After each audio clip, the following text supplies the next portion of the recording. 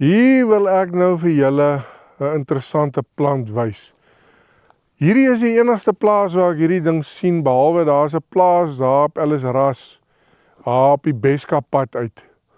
Is daar 'n plaas waar ek hierdie plante gesien het. Dit staan so op die land, of het gelyk of het lande van die plaas, van is so kol. En ek het baie gewonder, wat is dit nou? En hier kry ek hierdie gedoente nou hierso weer, en ek vra toe nou vir hierdie eienaar, wat is dit hierdie? En hy sê, na die beste van sy wete word dit nou genoem 'n willepopulier. En kyk, hy het sulke dorings ook. En dis eintlik nie 'n goeie plant nie, want as 'n bok hom vreet, 'n boerbok of 'n ding, dan kry hy, hulle noem dit groen balle. Sulke groen balle in sy maag, in sy pens.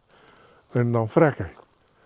So, nou weet ek weet nie, is dit 'n inheemse ding, of is hy ingevoer van iewers af, want hy's net so in sulke kolle ook. Kyk hierso. Dit lyk of hier 'n ou land was, want kyk daar in die verte, kan jy sien is die boompies hoër. Het lyk of hier 'n ou land was en die goed het hier opgekom.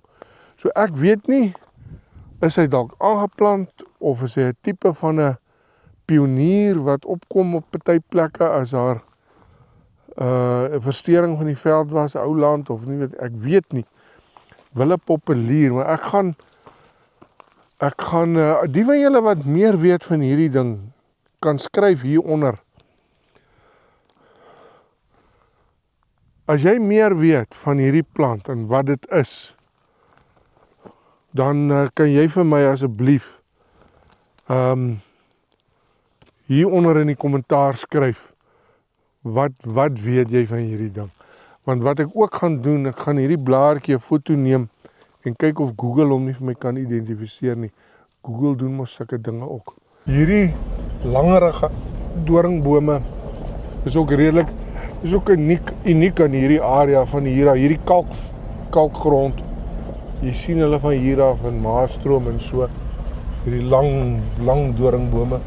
Hulle word genoem slaplote.